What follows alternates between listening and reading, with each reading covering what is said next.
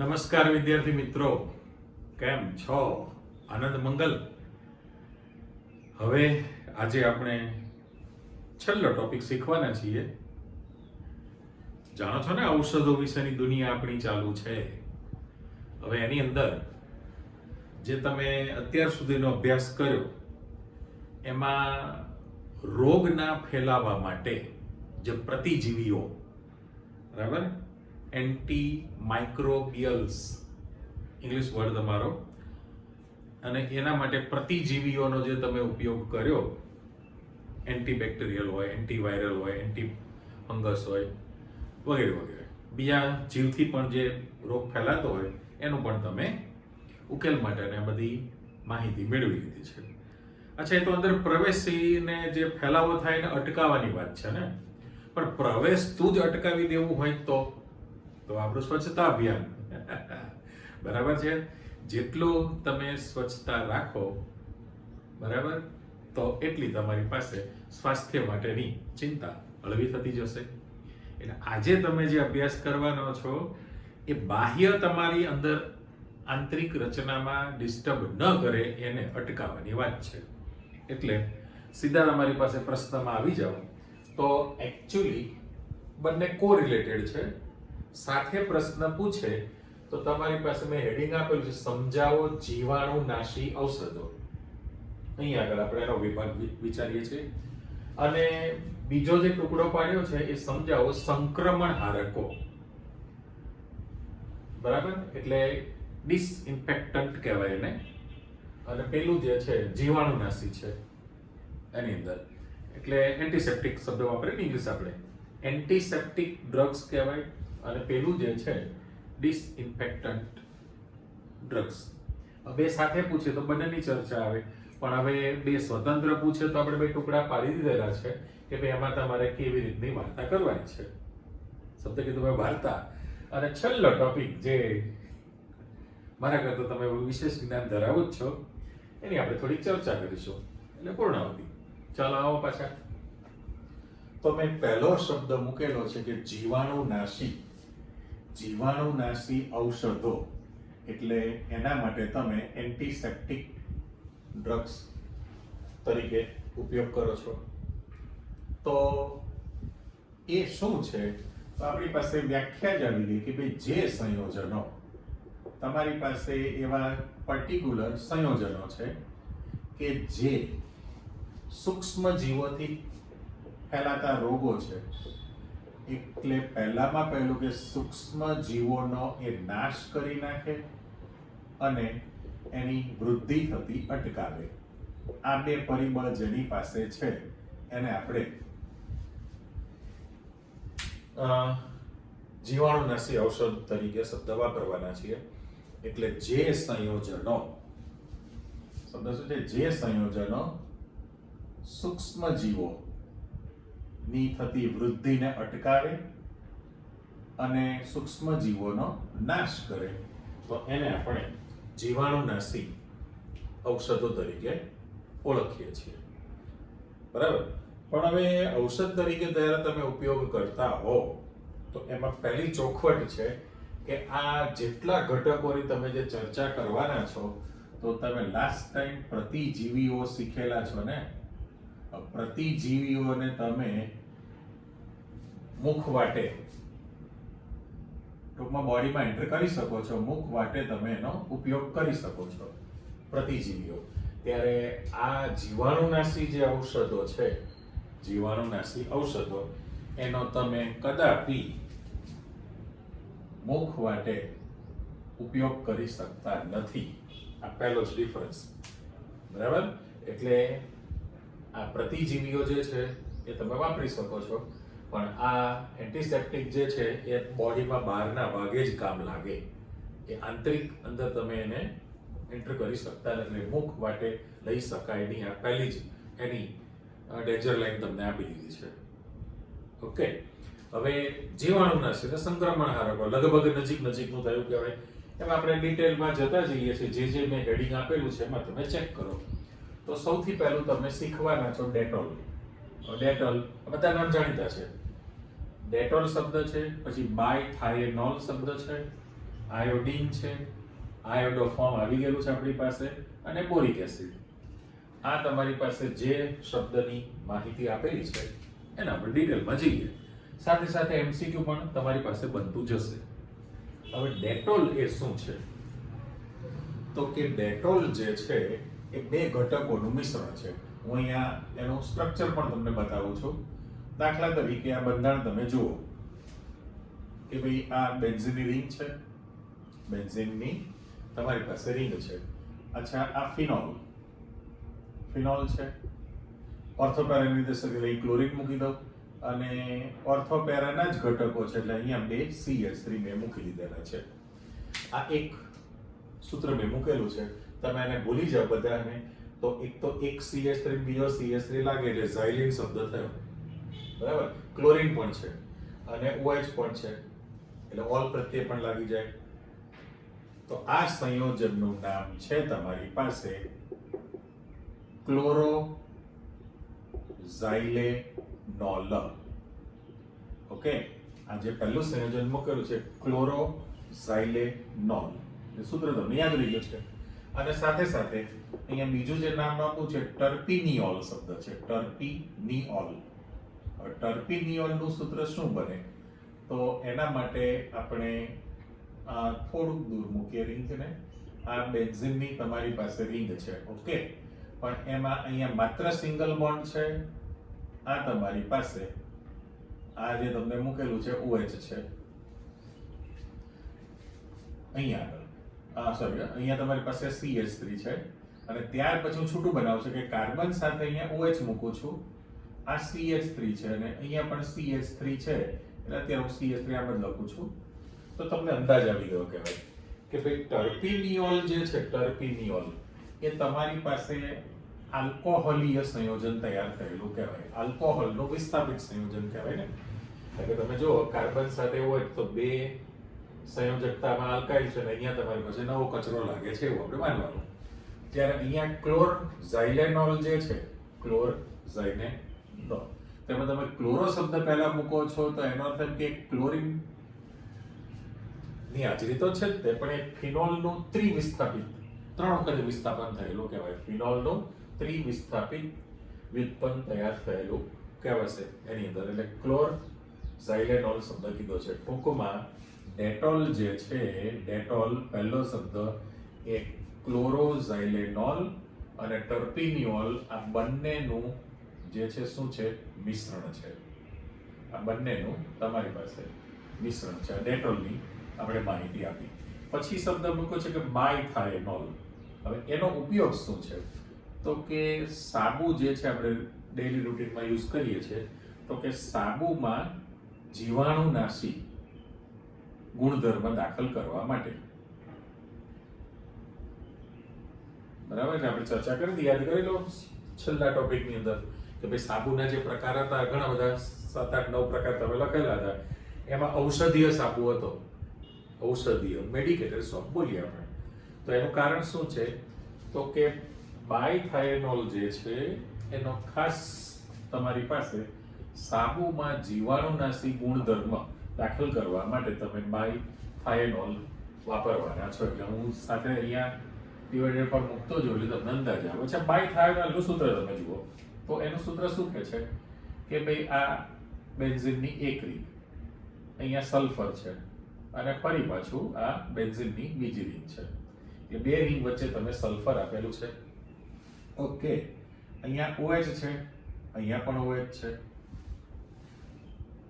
એક ક્લોરીન છે, અહીંયા પણ ક્લોરીન છે, અને OH ના પેરા સ્થાનમાં Cl છે, OH ના પેરા સ્થાનમાં Cl છે. તો આ જે લખેલું છે એ જે છે બાયથાયનોલ. હવે એને બાયથાયનાલ પણ કહે છે, પણ કહેવાય નહીં મારી દ્રષ્ટિએ, કારણ કે OH જે તમારી પાસે મૂકેલું છે આલ્કોહોલનો સિમ્બોલ થયો, બાયથાયનોલ બન્યું કહેવાય. એ જીવાણુનાશી છે એટલે સાબુની અંદર ખાસ એનો ઉપયોગ જે છે એ જીવાણુનાશી તરીકે થતો હોય છે આની અંદર. હવે સાથે સાથે આપણે એ વિગત મૂકીએ. ચલો આને બ્લોક કરી દો. એટલે બાયથાયનોલ જે છે સાબુમાં જીવાણુનાશી તરીકે ઉપયોગ કરવાના છો. ત્યાર પછી તમારી પાસે આવે છે આયોડિન. આયોડિન તો તમે જાણો જ છો, આયોડોફોર્મ છે અને બોરિક એસિડ છે. આ દરેકનું ઇન્ડિવિજ્યુઅલ તમે કાર્ય વિચારી લો. તો પહેલામાં પહેલું કે ભાઈ આયોડિન શું છે, તો કે 2 થી 3% સાંદ્રતા ધરાવતું, એટલે તેનું આયોડિનનું એમ કીધું છે મેં, 2 થી 3% સાંદ્રતા ધરાવતું આલ્કોહોલ અને પાણી, એટલે પાણી અને આલ્કોહોલ, કારણ કે આલ્કોહોલ પાણીમાં દ્રવ્ય છે, 2 થી 3% સાંદ્રતા ધરાવતું આલ્કોહોલ અને પાણીનું મિશ્રણ જે તૈયાર થયેલું છે એ તમે આયોડિન કીધું છે. પણ એ ઓળખાય છે શેના તરીકે ખબર છે? Tincture iodine. ટિંકચર આયોડિન તરીકે ઓળખાય છે. નંબર 1. એટલે તમારી પાસે એમસીક્યુ બની ગયો કહેવાય કે ભાઈ ટિંકચર આયોડિન કોને કહે છે? ટિંકચર આયોડિન છે તો કે 2 થી 3% સાંદ્રતા ધરાવતું આલ્કોહોલ અને પાણીનું મિશ્રણ, પણ કોની હાજરી છે એમાં? આયોડિનની. એટલે અહીંયા જો સમજી લો કે તેનું મેં કીધું છે તો આલ્કોહોલ અને પાણીના મિશ્રણમાં 2 થી 3% સાંદ્રતા ધરાવતું આયોડિન એમાં રાખેલું હોય તો એ ટિંકચર આયોડિન છે. અને હવે આપણે એમ કહીએ છીએ કે જીવાણુનાશી જે ઘટકો છે એનો ખાસ જે પહેલા ચોખવટ કરી દીધી કે ભાઈ તમે આ મુખ વાટે એનો ઉપયોગ કરી શકતા નથી, બરાબર? એટલે હું આમ એનો આ બાજુ લઈ દઉં છું ચોકડી.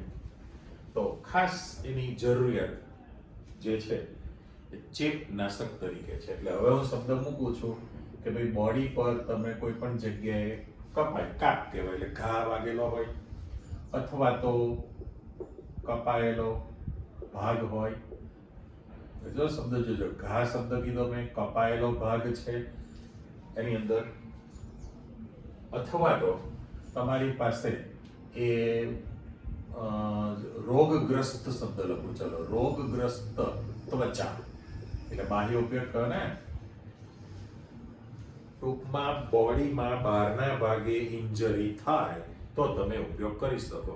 એટલે ઘા છે, કપાયેલો ભાગ છે એની અંદર, રોગગ્રસ્ત ત્વચા છે, એના પર તમે આ બાહ્ય ઉપયોગ કરવાના છો. તો ટિંકચર આયોડિન જે છે એ એકદમ બહુ જ અગત્યનું ચેપનાશક છે. એટલે જીવાણુનાશક જ છે, એ ચેપનાશક તરીકે એનો ઉપયોગ ટિંકચર આયોડિનનો થાય છે. ઓકે, આપણે 10મું ચેપ્ટર ભણ્યા હતા પોલી હેલોજન સંયોજનો, તે છે ને? તો એમાં આયોડોફોર્મનું નામ આવી ગયેલું છે. તો આયોડોફોર્મનું અણુસૂત્ર લખો અત્યારે, તો કે CH3 કહીએ છે ને, CH3. તો આયોડોફોર્મ પણ એક પ્રબળ જીવાણુનાશી તરીકે છે અને આપણે જીવાણુનાશક શબ્દ મૂકી દઈએ, અને એ બહુ જ સારામાં સારું ચેપનાશક પણ છે. એ ચેપ થતો હોય એને અટકાવે છે. એટલે આયોડિન જે હતું એ પોતે ઇન્ડિવિઝ્યુઅલ, અને આયોડોફોર્મ જે છે એ વ્યુત્પન્ન થયેલું કહેવાય ને, આયોડિનનું વ્યુત્પન્ન છે. અને હવે શબ્દ આવે છે કે બોરિક એસિડ. તો એમ કહે છે કે બોરિક એસિડનું તમે એકદમ મંદ જલીય દ્રાવણ બનાવી દો તો એનો ખાસ ઉપયોગ જે છે આંખની સ્વચ્છતા માટે વપરાય છે, બરાબર? પણ એકદમ નિર્બળ છે, અથવા એને બીજો સોફ્ટ સૌમ્ય શબ્દ વાપરી શકીએ, નિર્બળ છે, અથવા તો એ સૌમ્ય શબ્દ પણ તમે એમાં વાપરી શકો છો. એટલે હું અહીંયા પાછો ભાગ પાડી દઉં છું કે ભાઈ તમે જે ચર્ચા કરી છે અહીંયા આ નજીકના એટલે આપણે ગ્રીન નિશાની મૂકી દેવી છે. તો આ પ્રતિજીવીઓ જે મુખ વાટે તમે લઈ શકો છો એવું તમે આમાં વાપરી નથી શકતા. માત્ર બાહ્ય ઉપચાર માટે જ તમે એનો ઉપયોગ કરવાના છો. હવે પ્રશ્ન તમારી પાસે જે આ તૈયાર થયું કે ભાઈ ડેટોલ, તો કે આ બંનેનું મિશ્રણ છે. પછી બાયથાયનોલ, તો કે સાબુમાં જીવાણુનાશી ગુણધર્મ તરીકે એનો ઉપયોગ કરવામાં આવે છે, જીવાણુનાશી તરીકે ઉપયોગ થાય. આયોડિન એ ટિંકચર આયોડિન જે બને છે એ પણ પ્રબળ ચેપનાશક તરીકે બહુ જ અગત્યનું, સૌથી વધુ વપરાશમાં લેવામાં આવતું ટિંકચર આયોડિન છે. આયોડોફોર્મ છે એટલે મર્ક્યુરોક્રોમ પણ આવે, રેડ કલરનું મર્ક્યુરોક્રોમ પણ નંબર 12 છે, એ માર્કેટમાં ન મળે. અને બોરિક એસિડનું મંદ જલીય દ્રાવણ એકદમ સૌમ્ય આંખની સ્વચ્છતા માટે એનો ઉપયોગ કરતા હોય છે. તો આ જે વિગત તમારી પાસે તૈયાર થઈ, એ એન્ટીસેપ્ટિક ડ્રગ્સ તમે શબ્દ વાપરો છો, જંતુનાશક છે.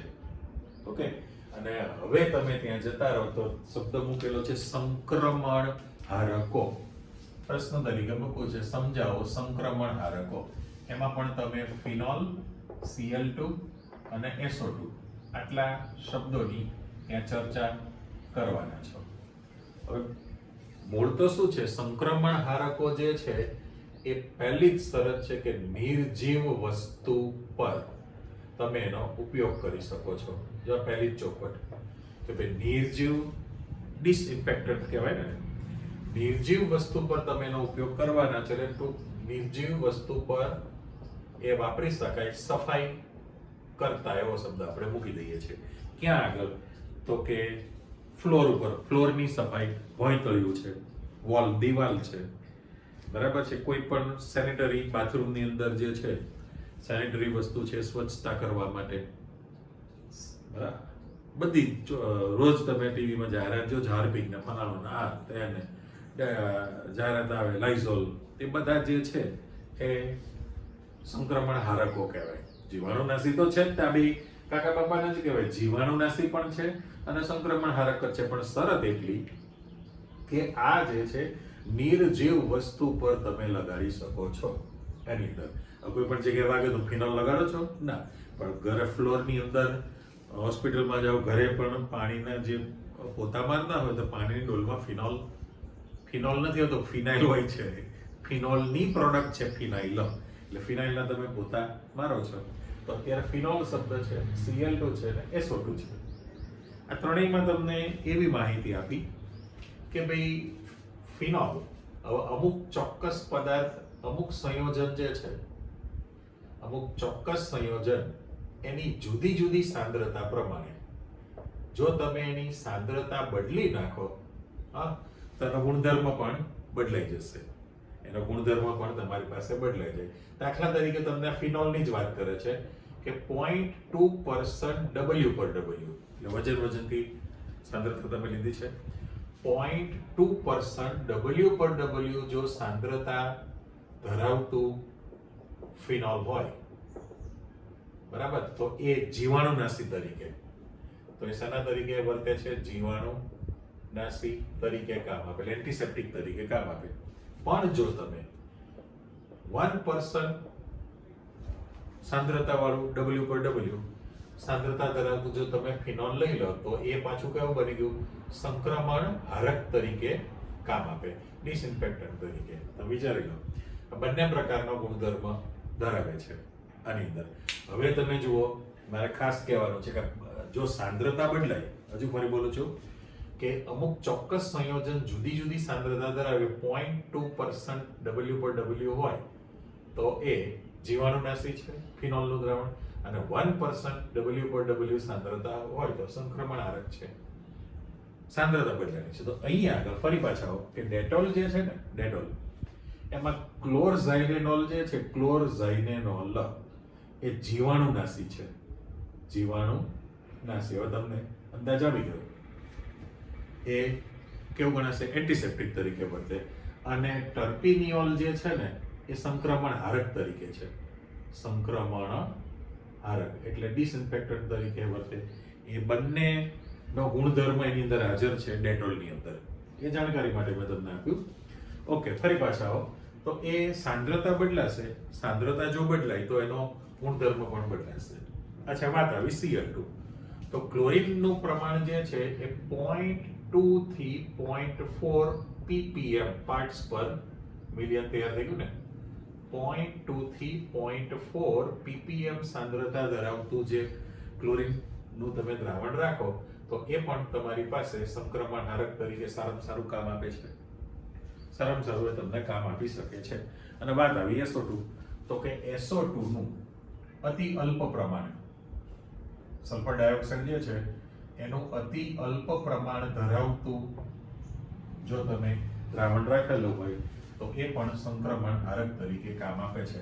આપણે પી બ્લોકની અંદર SO2 ની ચર્ચા કરી લીધી, યાદ કરી લો કે ભાઈ એ SO2 જે છે સલ્ફર ડાયોક્સાઇડ એ જંતુનાશક છે અને એના કારણે એ ડ્રાય ફ્રૂટ્સને સાચવવા માટે, લાંબો સમય સુધી જાળવી રાખવા માટે, જીવાણુરહિત રાખવા SO2 નો પણ ઉપયોગ થતો હોય. એટલે ટૂંકમાં બંને વચ્ચેનો ફરક તમારી પાસે આવી ગયો કે ભાઈ સંક્રમણ હારકો જે છે એ નિર્જીવ વસ્તુ પર લગાડી શકાય.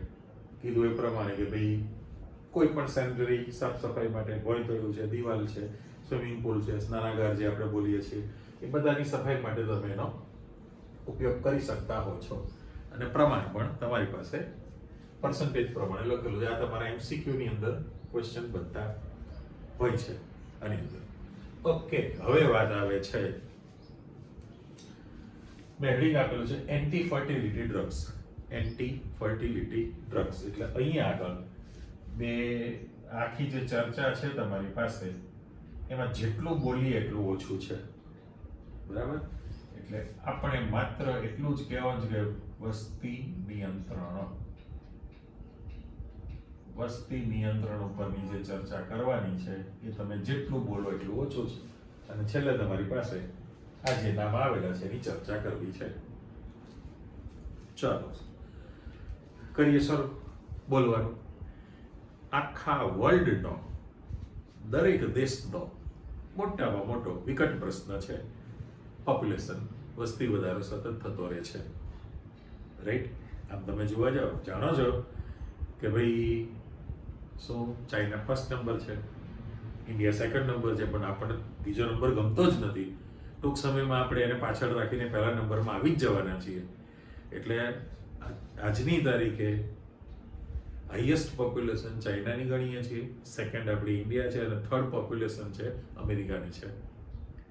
હવે પોપ્યુલેશન જે વધે છે એના કારણે થતા વિકટ પ્રશ્નો, વસ્તી વધારો થતો ગયો એટલે માણસની જરૂરિયાત શું છે તો કે રોટી, કપડાં ઓર મકાન. રોટી એટલે ખોરાક, અન્ન, કપડાં એટલે બધા જ વસ્ત્રો, અને રહેઠાણ એટલે મકાન. રોટી, કપડાં ઓર મકાન. અને આ વિકટ પ્રશ્નો ઊભા થઈ જશે, કારણ કે વસ્તી વધારો થાય એટલે બધા માટે આ વિકટ પ્રશ્ન ઊભો થયો. રોજગારીનો પ્રશ્ન ઊભો થાય, એના રહેવા માટેની વ્યવસ્થા કરવી પડે, એટલું પ્રમાણનું કન્ઝ્યુમ્શન ફૂડ માટે કરવું પડે. આ બધા જ પ્રશ્નો તો છે જ તે. વર્ષો પહેલા તમે ભણ્યા છો, નાના ધોરણમાં શીખવાડેલું છે કે ભાઈ ભારતમાં સરેરાશ આયુષ્ય 55 વર્ષનું હતું. વર્ષો પહેલા તમારા પેરેન્ટ્સને પૂછજો, 55 વર્ષ પ્રશ્નના જવાબમાં લખતા હતા. પણ પછી શું થયું કે જેમ જેમ બધું સુધારા કર્યા, મેડિસિન શોધાતી ગઈ, દરેક પ્રકારની દવા, રોગ, આ તે નિવારણ, સર્જરી, ઓપરેશન, લેટેસ્ટ ટેકનોલોજી આવતી ગઈ, સુખ સુવિધા વધતી ગઈ, એટલે માણસનું આયુષ્ય વધી ગયું. અને આયુષ્ય વધતું ગયું, સામા પક્ષે આપણી પાસે જનરેશન વધતી ગઈ. એટલે વિકટ પ્રશ્ન આખો વસ્તી વધારાનો છે જ, રાઈટ? અને એવા કેટલાય દેશ છે, છાપામાં ન્યૂઝમાં તમે જુઓ છો કે ત્યાં આગળ વૃદ્ધોની સંખ્યા વધી ગયેલી છે, કારણ કે લોકોનું આયુષ્ય વધી ગયું, બહુ જ લાંબો વર્ષ, 80 અપ હોય, 90 અપ, બધા પછી ચાલતા હોય, હલનચલન કરી શકે, પોતાની દૈનિક ક્રિયા પણ કરતા હોય. પણ હવે એ શારીરિક પોતાની પ્રોસેસ કરે છે કે પણ એ આમ પોતાનું જે દેશ માટે, પોતાની અર્નિંગ માટે વર્ક કરી શકતા હોતા નથી. એટલે વિકટ પ્રશ્ન તો છે તે વસ્તી વધારો જે છે, ફેમિલી પ્લાનિંગ, એને કંટ્રોલ કરવો પડે. આની અંદર જે મેં ચર્ચા કરી, તો હવે એના તમારે બાયોલોજીમાં તો ઘણા બધા ઉપાયો આપેલા છે, પણ અહીંયા જે શબ્દ મૂકો છે ગર્ભ નિરોધક ઔષધો, તો પહેલામાં પહેલું અહીંયા જે નામ બે મૂકેલા છે એના પર તમે ચેક કરો. તો આ જે છે પહેલો જ શબ્દ છે કે ભાઈ સાંશ્લેષિત છે, સાંશ્લેષિત બનાવેલા છે, એસ્ટ્રોજન શબ્દ છે અને પ્રોજેસ્ટેરોન. આ બંને સાંશ્લેષિત અંતઃસ્ત્રાવો છે. જે શબ્દ મૂકી દો, સાંશ્લેષિત અંતઃસ્ત્રાવ છે, બરાબર? એસ્ટ્રોજન અને પ્રોજેસ્ટેરોન થાય છે કેવું તો કે આ બંને ઘટકના મિશ્રણની ટેબ્લેટ, પિલ, ગોળી, મિશ્રણની ગોળી શબ્દ આપણે મૂકી દઈએ, પિલ અથવા તો ટેબ્લેટ એમ શબ્દ. તો આ બંનેના મિશ્રણની ગોળી જે છે મુખ વાટે સ્ત્રીને લેવડાવવામાં આવે, જેના કારણે હવે દરેકનું કાર્ય છે. એસ્ટ્રોજન શું કરે છે? તો કે એસ્ટ્રોજન જે છે એ આપણે અંડ શબ્દ બોલીએ છીએ, એ અંડનું ઉત્સર્જન કરે, ઉત્સર્ગ કરે, એટલે અંડોત્સર્ગ એવો શબ્દ વાપરે. અંડનો ઉત્સર્ગ, ઉત્સર્જન જે થાય છે એનો વિરોધ કરે. અંડ ઉત્સર્જન થવા ન દે, મીન્સ કે એનો વિરોધ કરી શકે છે એસ્ટ્રોજનનું જે છે. એટલે મેં પહેલા જ કીધું કે ભાઈ સંશ્લેષિત અંતઃસ્ત્રાવો છે, આ બંનેના મિશ્રણની જે ગોળી છે એ આપવામાં આવે ગર્ભ નિરોધક ગોળી તરીકે. પણ એસ્ટ્રોજન છે એ અંડોત્સર્ગનો વિરોધ કરતું હોય છે. સાથે સાથે એવું પણ જાણવા મળ્યું છે કે ભાઈ કુદરતી જે હોય એના બદલે તમે સંશ્લેષિત, આપણે શું કહીએ છીએ કે તમારી પાસે જે કુદરતી હોય એના કરતા સંશ્લેષિત આ જે ઘટકો છે ઉપરના બંને, એ ઘટકો અથવા એના વ્યુત્પન્નો એટલે અલગ અલગ પ્રકારની નિપજો, તમારી પાસે જે છે સંશ્લેષિત કુદરતી રીતે મળતું પ્રોજેસ્ટેરોન જે હોય એના કરતા સંશ્લેષિત રીતે મળતું પ્રોજેસ્ટેરોન હોય અથવા તો એના વ્યુત્પન્નો જે છે એ વધુ અસરકારક હોય છે. વ્યુત્પન્નો આપણે શબ્દ મૂકી દઈએ, વધુ અસરકારકતા દર્શાવતું હોય છે. ચલો, હવે તમને બે નામ આપેલા છે, એને યાદ રાખવા પડે.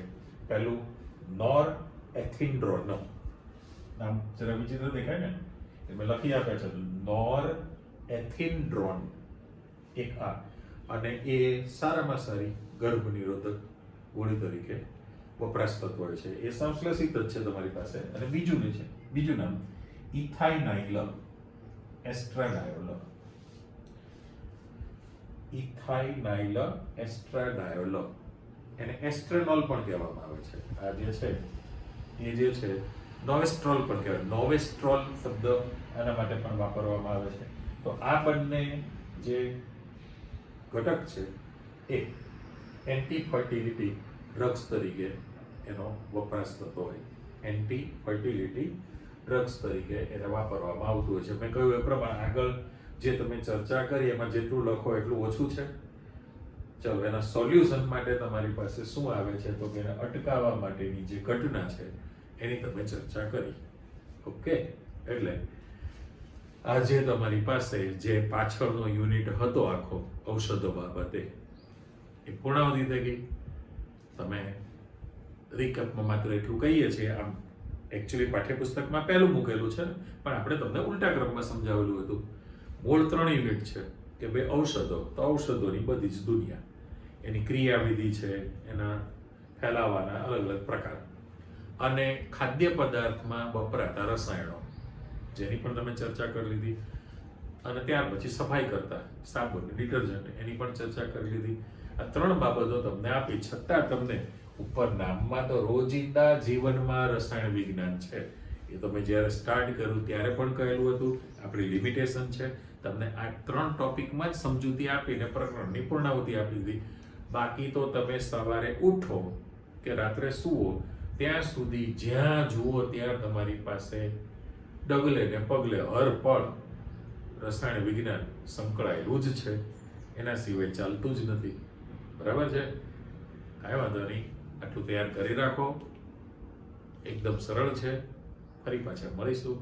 ઓકે, આવજો, બાય.